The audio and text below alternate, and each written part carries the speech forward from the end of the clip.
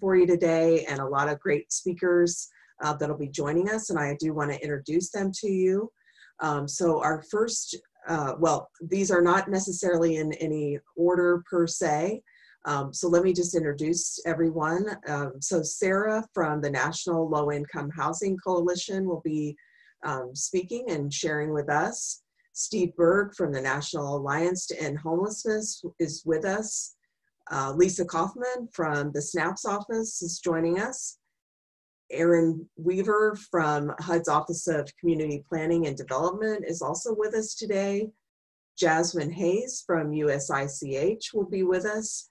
And then Debbie Fox from NNEDV and myself, Jill Robertson from Collaborative Solutions, are on the call today. So thank you for joining us. Let me give you just a quick review of what we're going to be covering today.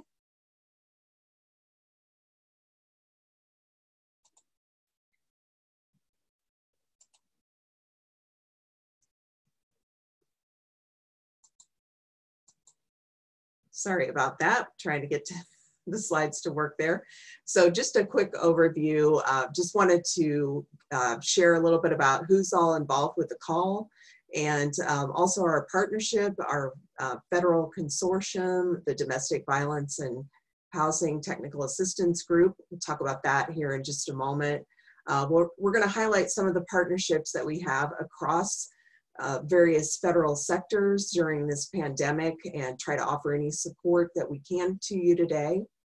We'll be reviewing and going through an overview of recent COVID-3 care housing investments and expansions.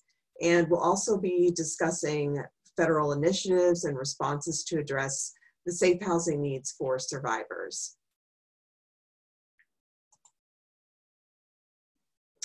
So I wanted to make sure that everybody knew who was involved with our consortium. So we have a lot of great federal partners that are involved: the Family Violence Prevention and Services Program, the Office of Violence Against Women, the Office of Victims of Crime, the Office of Special Needs through HUD, and USICH, the U.S. Interagency Council on Homelessness.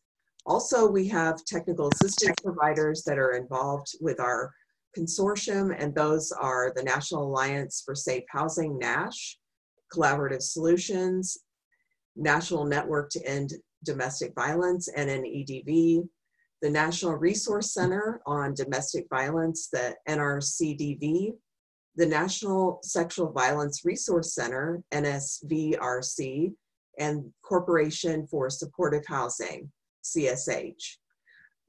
It's now my pleasure to turn the baton over to Jasmine, and she's going to share a little bit with us about some things from USICH. Great. Thanks so much, Jill. And good afternoon, everyone. Really pleased to be joining the discussion today. So again, Jasmine Hayes with the U.S. Interagency Council on Homelessness. As it relates to COVID-19 and homelessness, our agency is working in very close coordination with our federal partners as well as national organizations to ensure that we're getting resources and guidance out as quickly as possible to the field, so that on the ground you have the tools you need to be responding to the pandemic in real time, while also continuing to do the work of addressing the needs of survivors experiencing homelessness or seeking assistance. Let's see if I can get my slide to the next. There we go. I think just bear with us while we had there you go. All right, well, we're getting the next slide up. Just before we move into the content for today, I think it's helpful to contextualize it within a larger frame of cross-agency coordination. And we often talk about the importance of working across federal agencies, and then at the local level, how important it is to be working in coordination. But it's something that I think becomes elevated and is even more critical in times like this. And we know there's been a ton of guidance and messaging rolling out in response to COVID-19, including resources to address populations experiencing homelessness. And there's now this massive infusion of new federal funding, and you'll be hearing more about that in detail today from my co-presenters. But just wanted to give a little bit of a framework for how we're thinking about it at the federal level. So at USICH, we've been using the CDC frame of plan, act, and follow up to help organize ourselves, recognizing that right now we're focused primarily on that immediate need to act with urgency in response to the crisis that we are all dealing with. At the same time, we have these new resources that are coming online, including new HUD funding, which really presents an opportunity to fundamentally shift or change our efforts to end homelessness. So we want to encourage communities to be really strategic about how those expenditures are being applied against each funding source so that we can maximize those dollars and leverage as much as we can to be accomplished through these new multiple federal funding opportunities. So that means prioritizing how dollars are used to address the immediate needs in relation to COVID, and then think about how we build on those responses with the other funding, knowing that there will be more funding coming down the pike. So I think that would be the message that I would want to emphasize for today, is that as we are thinking about addressing the immediate need, we also want to be thinking a little longer term, because as we move through and get on the other side of this pandemic, we want to be able to be prepared to address the long-term needs of the populations that we're serving. And so with that, just to close out, I've included a few links. These are the sites that are being updated regularly with new guidance and tools to support service providers and communities. So that includes the CDC, USICH. We have a dedicated landing page that's pulling together federal resources. So we have resources from HUD, HHS, education, et cetera. And then we also have a link on our website to our regional coordinators, and those are going to be a great source of contact. They can help you facilitate some of those connections on the ground to partners that are essential in that coordinated community response. With that, I'm going to hand things back over to our next presenter and look forward to answering questions later on.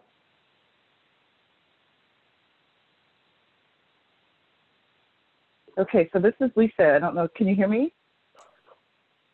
Okay, great. So hello, everyone. This is Lisa Kaufman, and I am a staff person at HUD's Office of Special Needs Assistance Programs.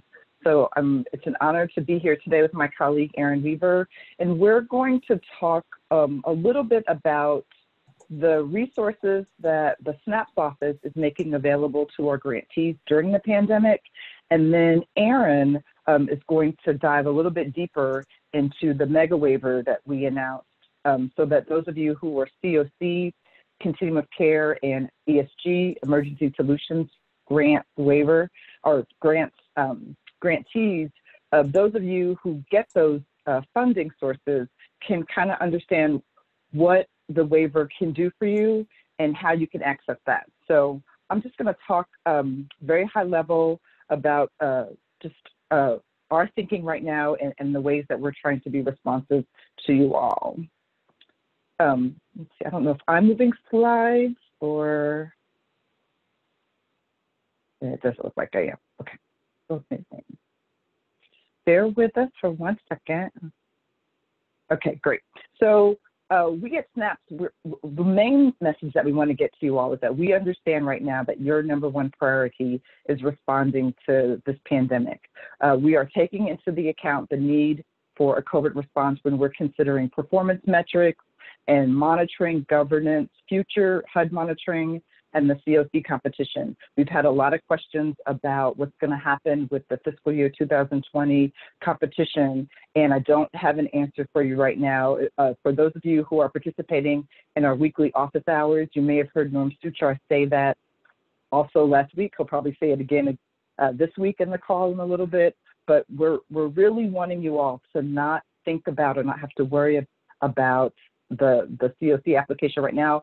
We know that your immediate response right now is to make sure that the folks that you're serving in your programs are safe, that your staff is safe and healthy. So we're working with you all to make sure that right now we're prioritizing every effort around the COVID-19 response. So next slide, please. So just like Jasmine mentioned, HUD has a landing page for COCs and for homeless assistance providers. We are curating all of the material that are partners at USICH, at the Centers for Disease Control, at the VA, at HHS, at the National Healthcare for the Homeless. We have a great landing page where we're providing all of the information that we're gathering for the field into one place for you all, because we know that you're busy, we know that you have these day-to-day challenges, but we wanted to have a place where you could go and find resources. And we're also sending out a daily digest where we're lifting up important news, new information as we get it. So if you're not currently subscribed to the HUD listserv, I strongly suggest that you do so, because you'll get that daily digest from us each day with updated resources. And I do want to make a plug for the SNAPS office hours. If you haven't been participating in those, we're doing them every Friday from 2:30 p.m. to 4 p.m. Eastern. I think, is that, or is it 3? I'll have Aaron confirm that when he comes on. It's either 2:30 to 3 p.m. or 2:30 to 4 p.m. or 3 to 4 p.m. Eastern. But we're doing it every week. And the focus is information to get out to the field. We in the SNAPS office do an update. We also have our partners from the Centers for Disease and Prevention to come on and do an update. We also have our partners from the HUD VASH program serving veterans to come on and provide updates to the field as well. And then we also take questions. So it's a great opportunity for you to submit questions in real time and get them answered by SNAP staff. And I also want to put a plug in for the HUD Exchange Ask the Question portal. You'll see the information on the slide. And I'm not sure, but Jenny or Debbie can, or Joe can confirm. I think we are going to make these slides available at the end of the presentation, but the Ask a Question portal is also a great way to get your questions answered by or just got confirmation from Jasmine. Yes, the HUD office hours, thank you so much, are from 2:30 p.m. to 4 p.m. Eastern today. Thank you so much. But the HUD Exchange Ask a Question portal, you can submit your questions around COVID-19, around, am I able to do this? Can I use my grant fundings for this activity? We are really striving to get answers back to folks within 48 to 72 hours. So I strongly encourage you, if you are submitting questions to your field office, that's great, but you can also submit them to the HUD Exchange Ask the Question portal, because we're turning around answers pretty quickly. And then the next slide is just really lifting up all of the resources that I mentioned so that you'll have those at your fingertips, and the slides will be made available after this presentation. But it's a great way to kind of keep track of all of the information that's out there, all of the tools that we're hoping to get to you all as you seek to be responsive in this pandemic. So I'm happy now to turn the presentation over to my colleague, Aaron Weaver, who's going to dive a little bit deeper into the waivers and what that means for ESG and COC grantees.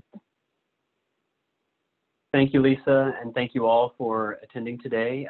We have a lot of information to cover in a short amount of time, so I'm going to move pretty quick, but as Lisa mentioned, you are going to receive a copy of these slides. We also have, I want to put a plug in for a training on April 14th. If you go to hudexchange.info, you can register for that. That's going to be for all of the grantees, so please avail yourselves of that opportunity. This slide here really just goes over the CARES funding breakdown. I'm not going to dive too deeply into that. I know there's a lot of questions related to CARES. There is guidance forthcoming right now. The SNAPS office, the Office of Block Grant Assistance, everyone's working around the clock to try to get that guidance out quickly, and we hope to have it out soon. So as of right now, we won't be taking any questions specifically related to CARES regulations until that comes out. So with that, next slide, please. And you can just go on to the next one too, please. Perfect. On April 1st, HUD released the COVID-19 memorandum. No joke, I know, April Fool's Day, but the actual effective date of that memo is March 31st. So whenever you see in the memo 6 months from the date of this memorandum, you need to date that to March 31st, even though it was not published until April 1st. It covers COC, ESG, HOPWA programs, as well as consolidated plan requirements for all of CPD's programs. And really, the goal here with the memorandum, as you'll see, we want to provide as much flexibility as we can to you, our grantees, for your response that's COVID related. So make sure that anytime you're viewing these waivers, it's through the lens of your COVID-19 response. Next slide, please. This is just a brief overview of how you would utilize the waiver. We are not asking you to request the waiver, the use of the waiver, and then wait for approval from HUD. Instead, we've created an expedited process where you simply notify the field office, and there are a list of specific email addresses that are to be utilized. I would also recommend that you CC your local HUD representative and the director of the local HUD field office. And you want to do so 2 days in advance of when you plan to utilize the waiver. Again, you're just notifying us. There are specific provisions that you must include in your notification, and those are outlined in the memorandum attachment. Next slide, please. One last thing that I forgot to mention just briefly, and you'll note this throughout the presentation, we want to make sure that you are documenting the reason, the justification for your use of the waiver. So while you don't have to request approval from HUD, you do have to maintain documentation on site proving why you needed to utilize the waiver for that specific instance. And in order to do so, we highly recommend that you develop a set of emergency record-keeping protocols and policies and procedures for implementation of the waiver. We are working on a set of those that we'll be able to distribute to you, because we recognize on one hand saying we're giving you lots of flexibility, and on the other we're asking you to develop policies and procedures specifically related to them is a bit difficult in this time. So again, as Lisa said, we're really trying to develop tools that will help you through this response. Next slide, please. And these are the COC program waivers. There are 7, and we're going to go through them in relatively quick succession. 2 notes related to documentation. I know a lot of grantees are concerned, what do I need to maintain on site? You have to think of documentation in 2 levels. One is at the grantee level, right? And that would be your policies and procedures and any macro level items as to why you are utilizing the waiver. And then in each client file for those affected, we highly recommend that you maintain specific documentation in there, a note to file stating that this client utilized this waiver at this date. Those are the important items to maintain, as well as when you notified HUD, so a record of that. We'll move on to the next slide, please. So the first waiver has to do with FMR. Currently, we are providing you with a 6-month waiver beginning on the date of the memorandum, and as I said, that's March 31st. And that allows you to exceed FMR for leases that are executed during this time period. We'll move on to the next slide. Disability documentation for PSH projects. We are providing a 6-month waiver to allow you to collect self-certifications of disability documentation. We recognize that with staffing levels and with shelter-in-place orders, or in our case here in Chicago, we've got Mayor Lightfoot on every street corner making sure that nobody is going out of their house. We want to make sure that you can still collect the documentation and house people. So an email from a client or a handwritten note, a picture of that's sent to you digitally. With all of this documentation, you can maintain it digitally on site, but I highly recommend you maintain a backup copy to meet your record-keeping requirements. Move on to the next slide, please. Limit on eligible housing search and counseling services. This allows you to pay for utility and rental arrears up to 6 months for each program participant, and this waiver applies for 1 year beginning on the date of the memorandum. This is to allow you to identify to alleviate situations where you cannot find housing for a person because of these rental arrears. So if you have a client that's currently housed, it wouldn't necessarily apply. You have to document that these arrears are making it difficult for the client to obtain housing. Next slide, please. Rapid rehousing monthly case management requirement. We are giving you a 2-month grace period on this, a waiver. We recognize, you'll note that this is a smaller time frame than some of the other waivers outlined in the memorandum, and that's because even though you do have your constraints on staffing levels, shelter in place, as I mentioned, we also recognize that right now our clients are extremely vulnerable for any number of reasons. The additional stress and strain of all of this means that they may need more case management at this time. Questions related to this that we've received are, can I provide case management over the phone to clients? This should be outlined in your policies and procedures, but that is a way that you could provide case management. So please try to limit your utilization of these types of things whenever possible, so that way you're meeting the needs of the clients. Move on to the next slide, please.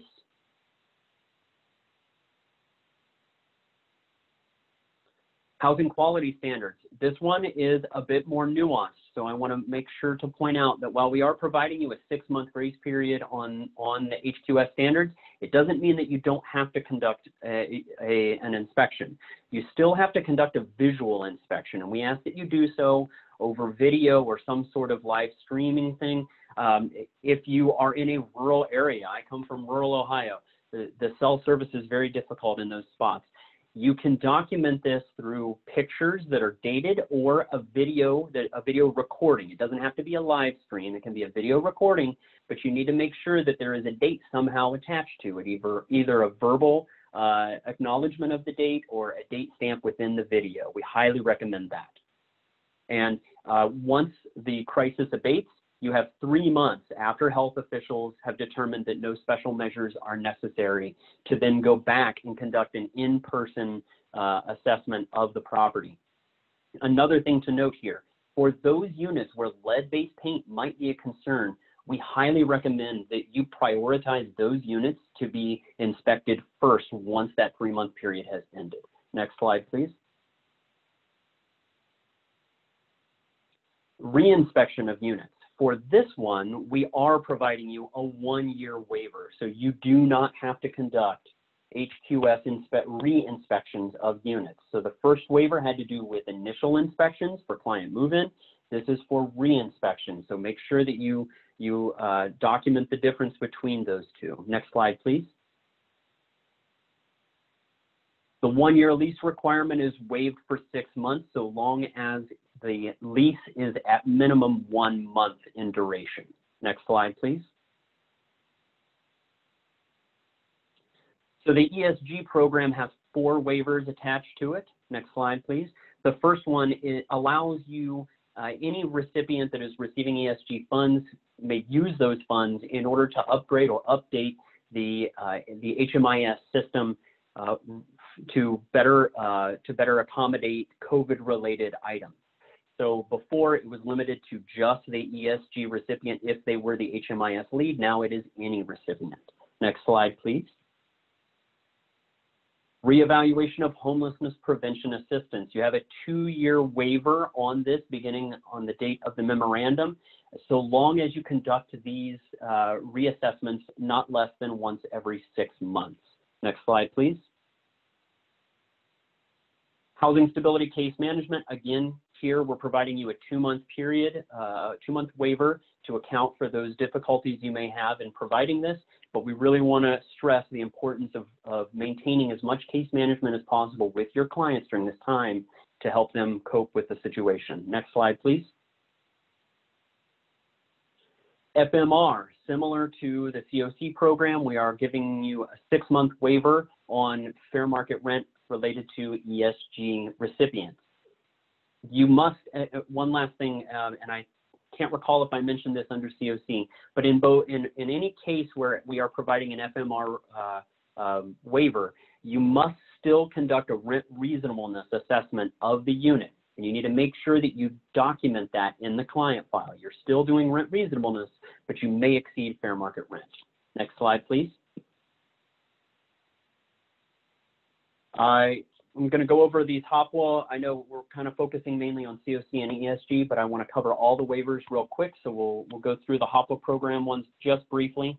One thing to mention with the HOPWA program waivers is that this population has an increased risk of COVID-19. We want to recognize that, and so you'll note that rather than saying simply 6 months from the date of this memorandum, what we are saying is that you should defer to local public health officials. So the waivers will actually say 3 months after a local public health official has determined that it is safe to do so. So next slide, please. 4 waivers associated with this program. And for those of you who may be looking at the numbers in the boxes there and noting that there are a few waivers missing, we kept, for your reference purposes, the numbers refer to the number of the waiver in the memorandum. So I didn't present them in the exact same order they're in the memorandum. They are all incorporated here, but that's why the numbers might not sync up. Next slide, please. So with HOPWA, self-certification of income and HIV status, this is similar to the disability documentation waiver that we provided, but again, note that it is based 3 months after public health officials have determined no special measures are necessary. Next slide, please. FMR rent standard, again, you may exceed FMR. There were already certain flexibilities under the HOPWA program to do so. And for those of you who may be thinking, well, wait a minute, we use a rent standard. Yes, under HOPWA, there is a unique provision where you can develop your own rent standard that is tied to the FMR standard. So in this case, we're saying that you may provide a revised rent standard during this time. Next slide, please. Property standards for tenant-based rental assistance, a 1-year waiver on this, similar to the HQS waivers that you've seen before. You must still visually inspect the unit using technology, and you must ensure that after the crisis abates, you go back and conduct an in-person inspection. One last note on this, for those of you who are utilizing ESG funds, we've received a lot of questions about folks saying, well, wait a minute, you've provided a waiver under HOPWA and COC for HQS. Why haven't you provided a similar waiver under ESG? And that's because the ESG program utilizes habitability standards, not housing quality standards. The difference is that housing quality standards require in the regulations that you conduct an in-person inspection, whereas the habitability standards under ESG do not. There are other differences, mainly related to fire safety, but really the crux of it is that you do not have to conduct an in-person inspection under the ESG habitability standards. So please avail yourselves of that flexibility, maintain documentation related to visual inspections conducted electronically, and so on and so forth. Next slide, please. Space and security. This is primarily designed to allow HOPWA grantees to provide temporary quarantine space for clients that may need to be housed in a hotel or a motel. And for any of you who've been on the HOPWA office hours calls, they've been fantastic. And one of the things that they covered early on is so long as you have a leasing line item in your grant agreement, you can use that money to quarantine clients in hotels or motel space. Next slide, please. The last 2 waivers that we're going to go over have to do with consolidated plan waivers.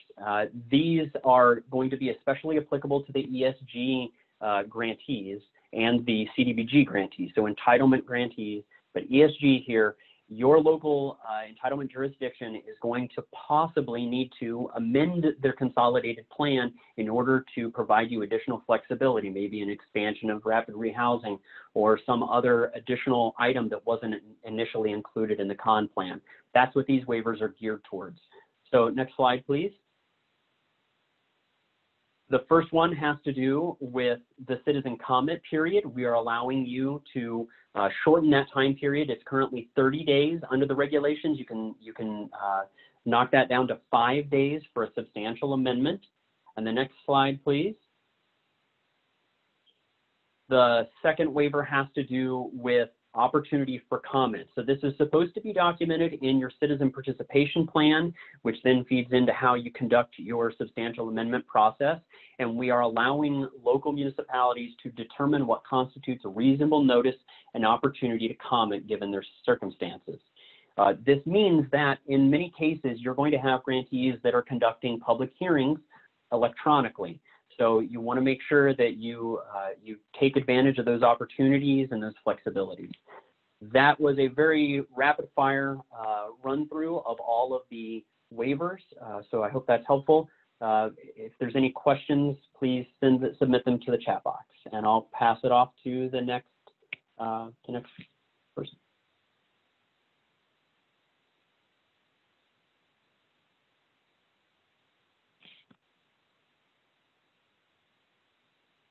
Sorry, just trying to get off the mute button. Thank you. This is Sarah Stadian. I'm with the National Low Income Housing Coalition.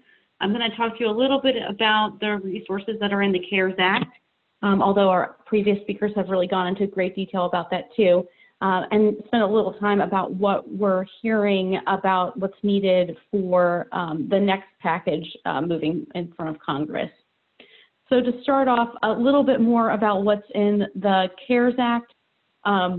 This is the bill that passed about more than $2 trillion in direct spending, including about $12 billion in HUD resources.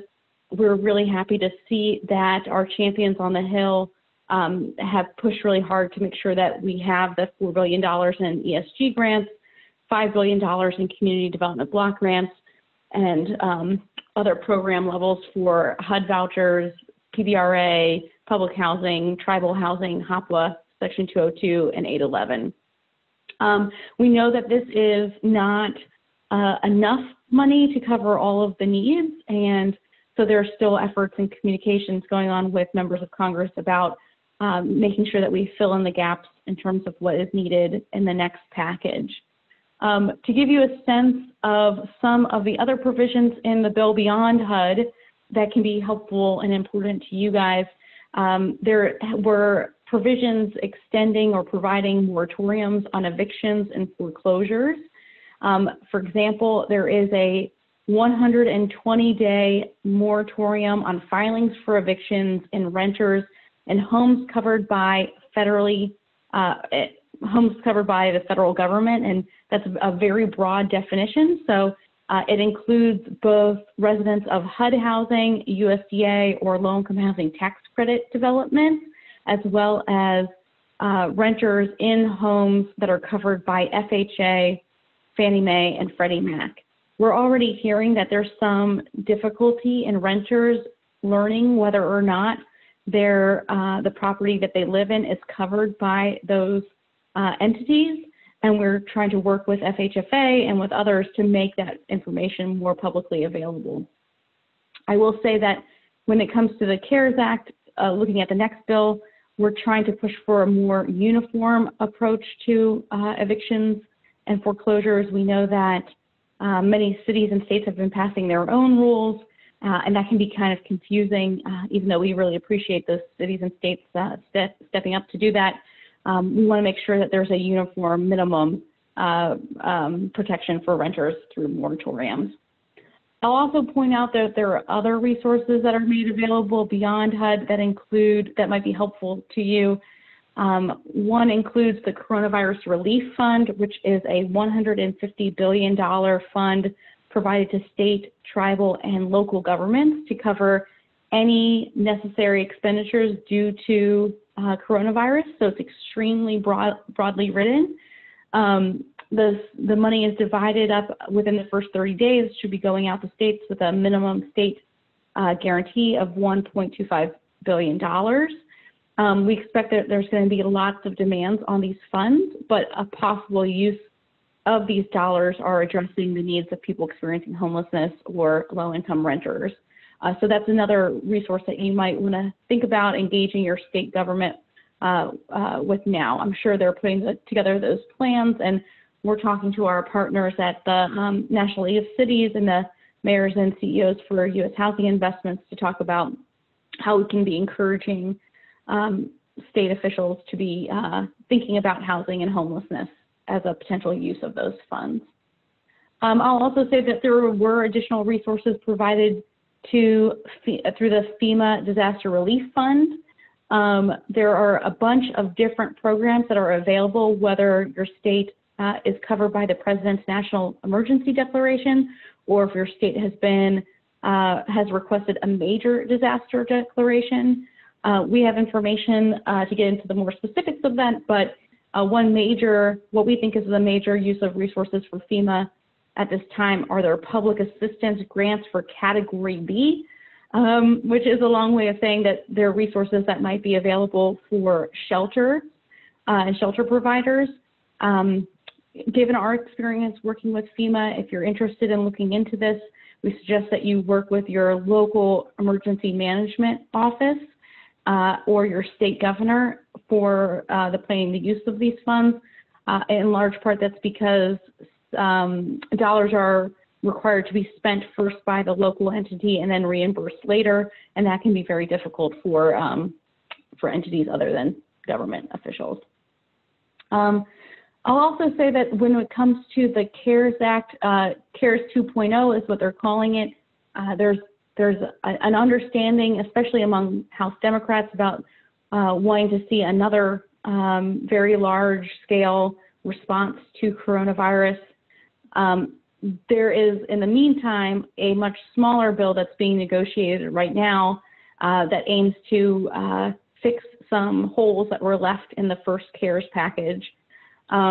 This will mostly be focused on small business loans, and it may be hazard pay for frontline workers. We've weighed in with offices to make sure that people who are working in shelters are also included as frontline workers so that they might be eligible for that hazard pay as well. The details of that are very unclear, but one of the things that's really been hampering Congress has been the fact that they're not in DC, and it's very unclear when they'll come back. Because folks are not in town, that means that the only bills that can pass in the meantime are those that can pass with unanimous support. And so larger scale, broader packages that require negotiating or back and forth, that is something that will, we think is unlikely to happen until Congress returns. For that larger package, we are talking to our local partners and talking to our national partners about what is needed to respond to the needs on the ground. I'll say that I'll go through just a couple of our top line priorities of what we think is needed most. We know that for the CARES Act, for example, $4 billion in ESG funds were provided, but far more is needed. There was research from the University of Pennsylvania, UCLA, and Boston University that found that $15.5 billion is really needed to allow for shelters to practice social distancing, to acquire additional space, to use hotels, et cetera, to allow for isolation and self-quarantining, as well as to provide short-term assistance, rental assistance, and housing stabilization services to people experiencing homelessness. So $15.5 billion is needed, $4 billion was provided. That leaves another $11.5 billion that's still outstanding. And while we think there's some possibility of using CDBG funds or coronavirus relief funds or FEMA dollars for that, we know that there's going to be a lot of demands on those other resources. And so having something that's specific towards the homeless population is really important to have. The second piece of what we're pushing for, I mentioned a little earlier, is a uniform standard when it comes to moratoriums on evictions and foreclosures. We know that our people who are shelters are overwhelmed. There's so much work to be done. The last thing we really need is for more people to be experiencing housing instability and to potentially get pushed into homelessness. And so we are working on this sort of stopgap measure to keep people in their home for the time being. And then lastly, we know that even moratoriums aren't enough on its own, that in many ways that helps protect people, renters now, but if they face a financial cliff of having to pay back rent when the eviction moratoriums are lifted, we could just be postponing evictions rather than addressing them. And so we've done research that shows that $100 billion would be needed to provide assistance to all cost-burdened, extremely low-income and very low-income households. We are talking to members of Congress about providing $100 billion or so in emergency rental assistance, although there is some conversation that maybe more funds are needed to address that need. I will say it's very unclear about when or if this sort of a package would be moving. What we've heard is that while Democrats are eager to move very quickly, Republicans are a little bit weary of that. Having just passed a $2 trillion package, many of them want to see how those dollars start flowing into the economy before Congress takes another look at what needs to happen. So there's still a lot of uncertainty about what sorts of resources might be on the horizon. And I'll turn that over.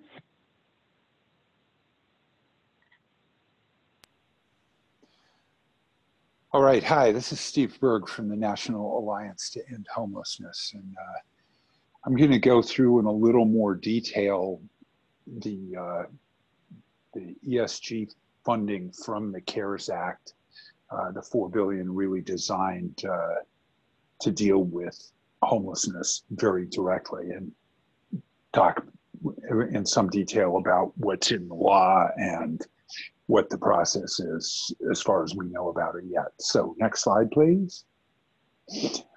So the CARES Act funding, the $4 billion specifically on homelessness, goes through the ESG program, the Emergency Solutions Grants. If people are familiar with that program, it's a formula grant that's administered by the Special Needs Assistance Programs Office at HUD. It's one of the two large homeless programs that HUD. The other, which is much larger, is the Continuum of Care, but the Emergency Solutions Grant in a normal year is around $280 million. Goes out by formula. Larger or medium-sized cities and counties get their own grants. And then there's in every state a balance of state grant that's intended to cover the rest of the state. Most of the money in normal circumstances is subcontracted to nonprofit organizations. It's used for outreach, it's used for homeless shelters, it's used for rapidly rehousing of homeless people. It can be used for construction and operating costs of shelters. And it's also used for homelessness prevention. So people get help from this program, even if they're not homeless, if they're considered to be at risk of homelessness. Okay, next slide. So there are some changes to that in the CARES Act, some differences between the ESG that's provided in the CARES Act and the way it usually works. And let me, so the first thing is just a lot more money. I mean, we saw the ESG program usually is $280 million total. And it's, in most communities, an important but small part of what the community's approach is to homelessness. And this is going to be much larger.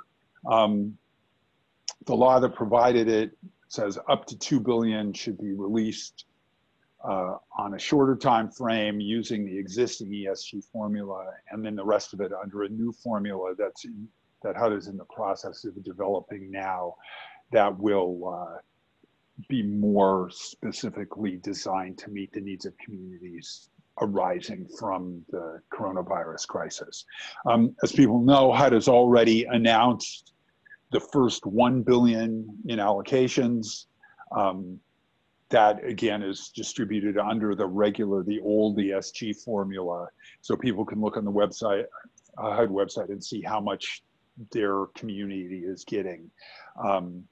The rest of the allocations, as you heard people say earlier in this webinar, will be released soon. And I know people at HUD are working very, very hard to get this money out the door as quickly as possible.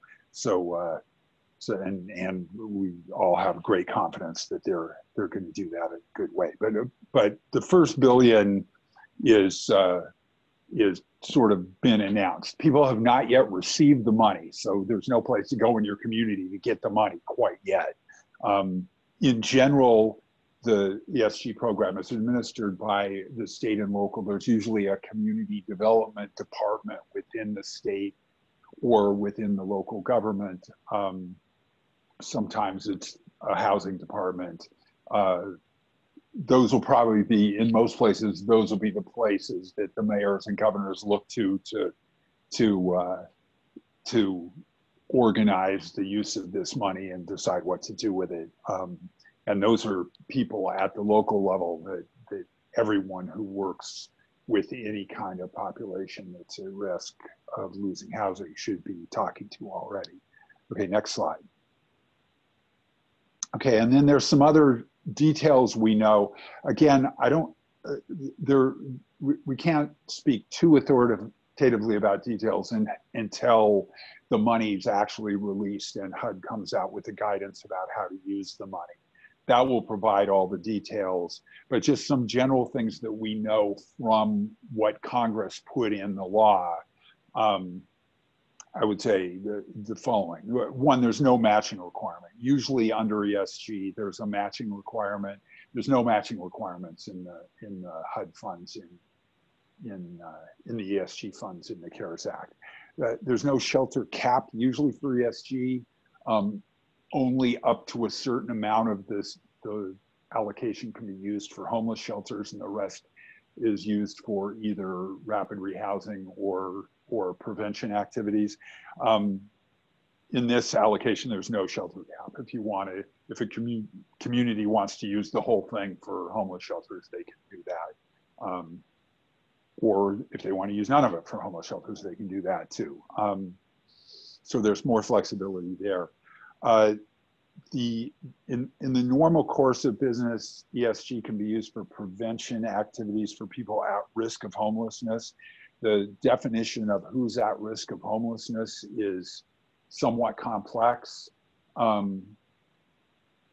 The CARES Act provides that anyone whose income is under 50% of area median will be considered at risk of homelessness. So that's a simpler criterion, and hopefully will be a simpler thing for people to document. So that's part of the law. And then the law is very specific that there can't be treatment or performance requirements imposed on people in order to get help. This is the sort of housing first argument people may have heard about. And Congress is quite clear that the recipients of the assistance, the people who actually need the homeless shelters or need the homelessness prevention assistance, can't be required to participate to receive certain kinds of health care or participate in certain kinds of activities in order to get this. Next slide, please. So at the Alliance, again, we're in the process of putting out all kinds of materials that you can find on our website, working with other people on this call and elsewhere, about what communities can be doing with this money and what the best uses of it would be. So I won't go into a lot of detail here, but just say that some of the things that are important is expanding shelters and deconcentration of shelters so that shelters can comply with CDC guidelines about people having a certain amount of space. Providing non-congregate shelters has been an important part of what a lot of communities are doing. A number of different communities, for example, are using hotel rooms, many of which are vacant because of the virus. They're using hotel rooms to provide sort of secluded space for people who are particularly at risk of bad outcomes if they get the coronavirus. The ESG money can be used for supportive services to help people connect with permanent housing.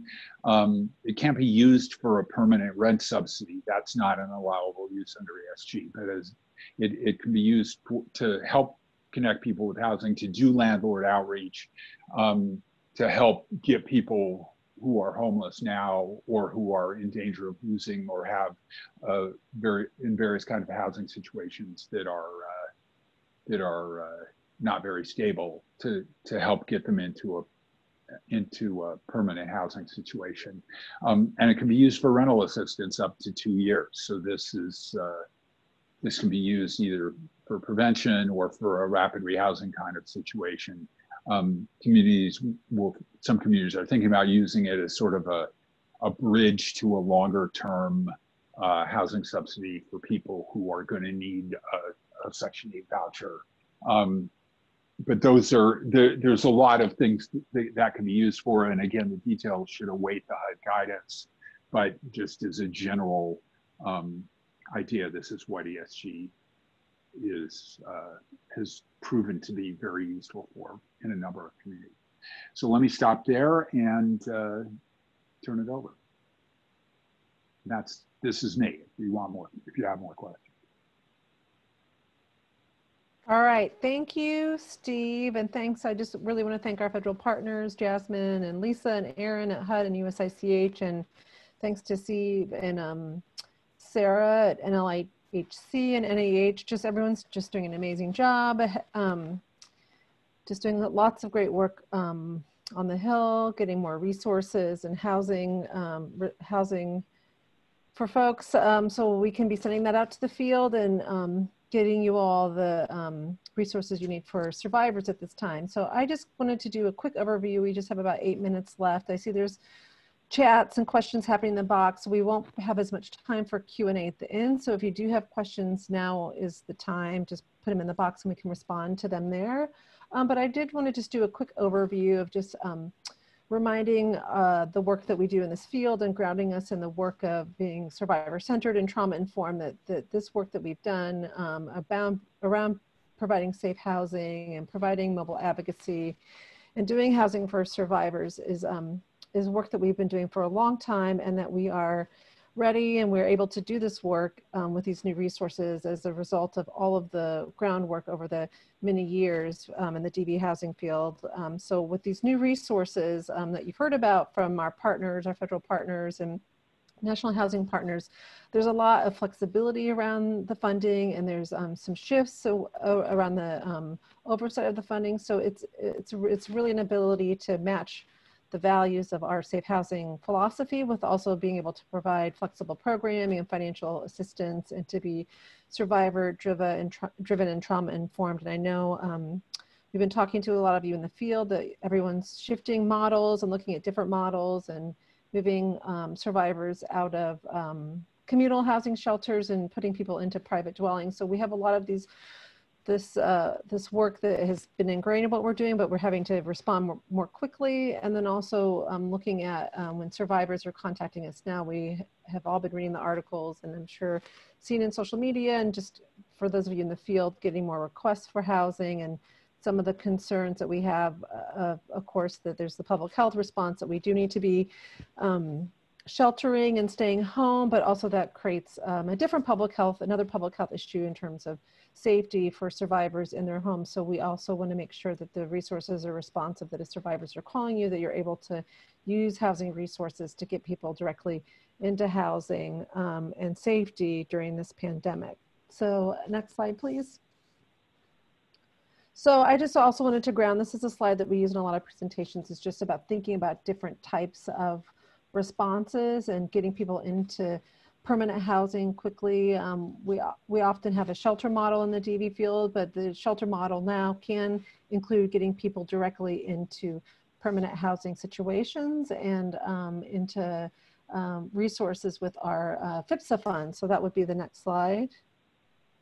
So there's been some clarity on FIPSA funding. There was a notice that went out to the field on March 31st from the Family Violence Prevention Services HHS office that was a frequently asked questions two-pager that really clarified for our field, for the domestic and sexual violence field, if FIPSA is allowable for the use of basic needs and rental assistance and hotel and motel types of supports for survivors. So it's very clear that it is. So there was an additional $45 million with the CARES Act, with the third package. And so we have additional resources from FIPSA. We don't know quite when they're going to go out.